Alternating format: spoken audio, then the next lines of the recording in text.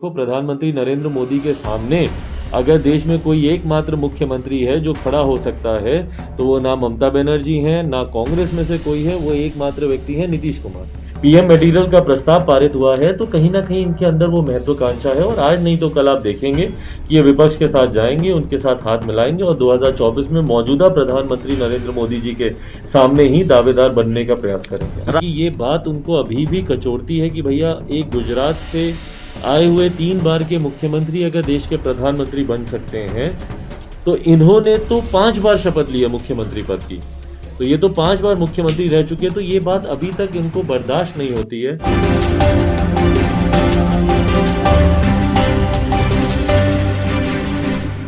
बिहार की सियासत लगातार बदलती दिखाई दे रही है और ये कयास, ये आसार लगातार मजबूत होते दिख रहे हैं कि क्या बिहार की राजनीति उसी दिशा में बढ़ रही है जिसकी भविष्यवाणी लोक जनशक्ति पार्टी के राष्ट्रीय अध्यक्ष चिराग पासवान ने की थी या लगातार कर रहे हैं। चिराग पासवान आज पटना में हैं और हमारे पास जो खबरें हैं, कई राजनीतिक दलों में सेंधमारी की स्क्रिप्ट लिखी जा चुकी है। अभी नीचे हम बीजेपी के पूर्व विधायक अच्युतानंद सिंह से बात कर रहे थे, उन्होंने कहा कि 10,000 लोग शामिल होंगे इस पार्टी में और भी कई राजनीतिक दलों के लोग शामिल होने वाले हैं और कई खबरें हैं, कई सवाल हैं जो मौजूदा घटनाक्रम है बिहार की सियासत से जुड़ा हुआ। तो बहुत जल्दी उन सवालों पर हम बातचीत करेंगे चिराग जी से। चूंकि कोरोना का काल है, वक्त भी बहुत कम है, तो चिराग जी सबसे पहले तो वक्त देने के लिए बहुत बहुत शुक्रिया आपका। बहुत बहुत धन्यवाद।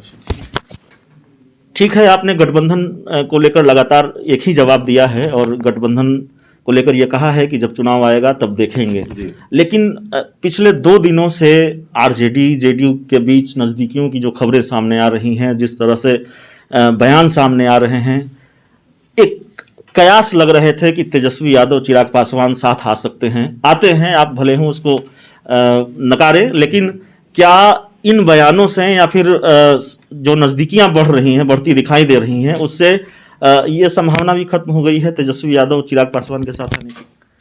देखिए, जैसा आपने कहा कि एक कयास सामने आते रहे, देखिए तेजस्वी, मैंने हमेशा कहा है कि मेरे छोटे भाई हैं, उनके परिवार से मेरे पारिवारिक संबंध बहुत मधुर रहे हैं और आदरणीय लालू जी मेरे अभिभावक तुल्य वो रहे हैं, मेरे पिताजी के साथी सहयोगी वो रहे हैं, तो इस नाते वो संबंध हमेशा थे और हमेशा रहेंगे।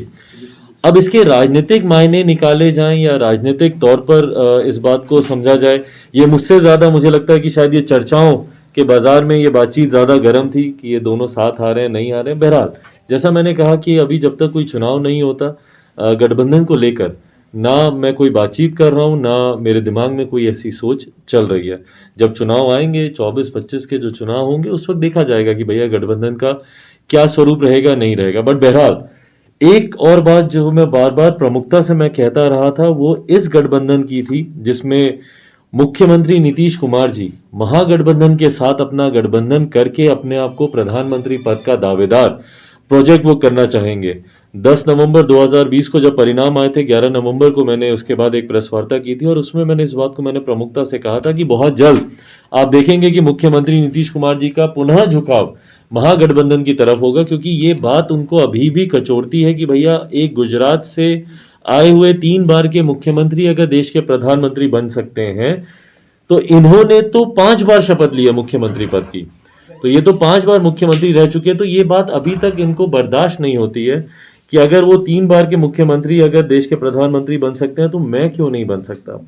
उसी लालसा में ये बार बार ये अपना भाव बढ़ाने का ये प्रयास करते हैं। ये जितने ऐसे विवादास्पद मुद्दे हैं जिसको ये उठाते हैं, जिसमें भाजपा पहले ही अपना रुख साफ कर चुकी है, पेगासस को लेकर इन्होंने बिना मतलब के मुद्दा उठाया, क्यों? क्योंकि अपना भाव बढ़ाना चाहते थे, ये जानते हुए भी कि भैया जातिगत जनगणना के ऊपर भारतीय जनता पार्टी, केंद्र सरकार ने अपना रुख स्पष्ट कर दिया। उसके बाद भी ये पूरी भीड़ इकट्ठी करके प्रधानमंत्री जी के पास लेकर गए, क्यों? क्योंकि ये विपक्ष के सामने अपना भाव बढ़ाना चाहते हैं।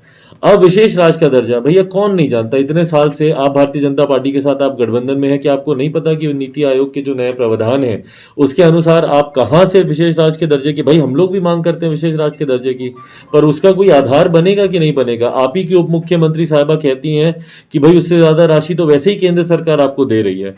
तो ये तमाम विषय ये उठाते हैं ताकि विपक्ष के बीच में इनका भाव बढ़े, ताकि विपक्ष के साथी इनको आगामी 2024 आम चुनाव में प्रधानमंत्री पद का दावेदार समझे, क्योंकि अब वहां पे भी भाई टसल बहुत ज्यादा है।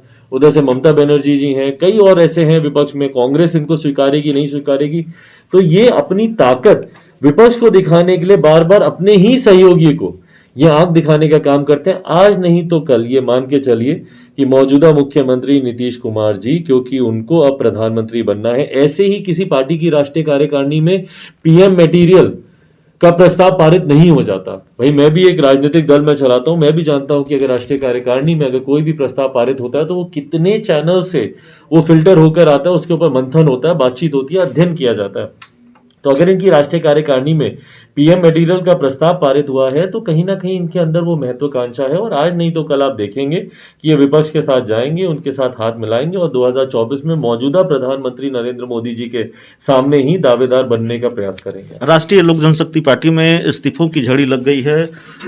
कई नेताओं ने इस्तीफा दे दिया है, यूथ विंग के, छात्र विंग के, प्रदेश मीडिया प्रभारी, प्रदेश प्रवक्ता, और उनमें से ज़्यादातर लोग आपकी पार्टी का दामन थामने वाले हैं, ऐसी खबरें हमारे पास है। कुछ लोगों ने मुलाकात भी की है, उन्होंने इस बात को स्वीकार किया है। तो राष्ट्रीय लोक जनशक्ति पार्टी के सुप्रीमो आपके चाचा हैं, पशुपति कुमार पारस हैं, क्या वजह देखते हैं उनको छोड़कर लोग आपकी पार्टी का दामन थाम रहे हैं?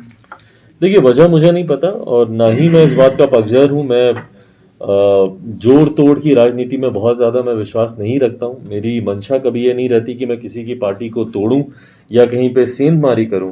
हाँ, बट ऐसे लाइक माइंडेड लोग जिनको, जो पहले साथ में ही थे, भाई पार्टी तो एक ही थी, उसमें से जब ये अलगाव हुआ तो उसमें कुछ लोगों को जो उचित लगा उन्होंने अपने भविष्य के लिए उस हिसाब से उन्होंने फैसला लिया। बट जो लोग वापस आना चाहते हैं या जो लोग चाहते हैं कि लोक जनशक्ति पार्टी रामविलास के साथ मिलकर वो बिहार के लिए काम करें, उन तमाम लोगों का स्वागत है। कारण क्या रहा, क्यों उन्होंने पार्टी वहां से छोड़ी, नहीं छोड़ी, वो वही बेहतर बता सकते हैं। बट हाँ, जो लोग आना चाहते हैं उनका स्वागत जरूर है। तो चिराग पासवान तो जाति आधारित जनगणना के मुद्दे पर नीतीश कुमार के साथ हैं। ये पहली बार ऐसा मुद्दा है या विशेष राज्य का मुद्दा हो, आपने कह दिया है कि आप नीतीश कुमार के साथ हैं, लेकिन आरोप आपका यह है कि नीतीश कुमार जी बीजेपी को प्रेशर दिखा रहे हैं, बीजेपी के सामने शक्ति प्रदर्शन कर रहे हैं। देखिए, ये तमाम दल हमारे साथ हैं। भैया, आप करा क्यों नहीं देते जनगणना? आप ही को अब कराना है ना, तो अब आप किसका इंतजार कर रहे हैं? भाई, आप राज्य में सरकार में आप हैं, मुख्यमंत्री प्रदेश के आप हैं, अब तो आपको किसी से सहमति नहीं लेनी। केंद्र सरकार का जब तक मामला था तो केंद्र सरकार ने तो उससे अपने हाथ खींच लिए वापस। तो अब जब बिहार में जब जातीय जनगणना कराने की बात है तो आप उसको करवाइए ना, आप ही की सरकार को कराना है। अब इसके लिए बार बार आप ढोल किस बात का पीट रहे हैं? जैसा मैंने कहा कि ये ढोल इसीलिए पीट रहे हैं क्योंकि वे विपक्ष के सामने अपना भाव बढ़ाना चाहते हैं।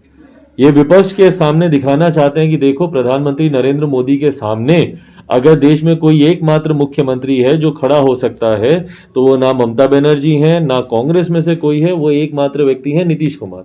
इसीलिए ये इस बात को खींचे जा रहे हैं। भाई, कल घोषणा कर देना, बुलाएं कैबिनेट की बैठक और घोषणा करें इसको, बोले कि भाई हम जातीय जनगणना हम कराने जा रहे हैं, पैसा आपको देना है, सब खर्चा आपको करना है। और भाई, जब आप इतने डंके की चोट पे बोल रहे हैं तो मैं मान के चल रहा हूं कि शायद आपके पास ये तमाम सुविधाएं होंगी जातीय जनगणना कराने की, तो आप कराइए। तमाम विपक्षी दल क्या, आपका सबसे बड़ा विपक्षी व्यक्ति चिराग पासवान भी आपका इस विषय पे साथ देने को तैयार है, पर आप कराइए। तो आपसे बोलते रहिएगा, ढोल पीटते रहिएगा, कराइएगा नहीं। आखिरी सवाल है चिराग जी, आरजेडी ने अब स्थानीय निकाय से होने वाले जो 24 सीटों पर विधान परिषद के चुनाव होने वाले हैं उसके लिए उम्मीदवारों के नामों का ऐलान शुरू कर दिया है, उम्मीदवार के नाम का ऐलान किया है। चिराग जी, कोई ब्रेकिंग न्यूज देंगे अपनी पार्टी की तरफ से? मेरी पार्टी की तरफ से हमारे संसदीय बोर्ड के अध्यक्ष आपके सामने ही मौजूद है, उल्लास पांडे जी। ये आपको ब्रेकिंग न्यूज ही नहीं, जो सही फैक्चुअल न्यूज है वो भी आपके समक्ष रखेंगे। विधान परिषद का चुनाव लड़ने जा रहे हैं। देखिए, जैसा मैंने कहा कि जब नोटिफिकेशन सामने आ जाएगा तो उस दिन पार्टी की क्या भूमिका होगी इस एमएलसी चुनाव को लेकर वो स्पष्ट कर दी जाएगी। चलिए, लोक जनशक्ति पार्टी रामविलास के राष्ट्रीय अध्यक्ष चिराग जी से हम बात कर रहे थे। माफ़ी भी चाहेंगे कि 2 मिनट का वक्त हमने लिया था, लेकिन वक्त ज़्यादा लिया, तो चिराग जी की इस उदारता के लिए उनका धन्यवाद भी। उम्मीद है ये इंटरव्यू आपको पसंद आया होगा। बहुत बहुत धन्यवाद।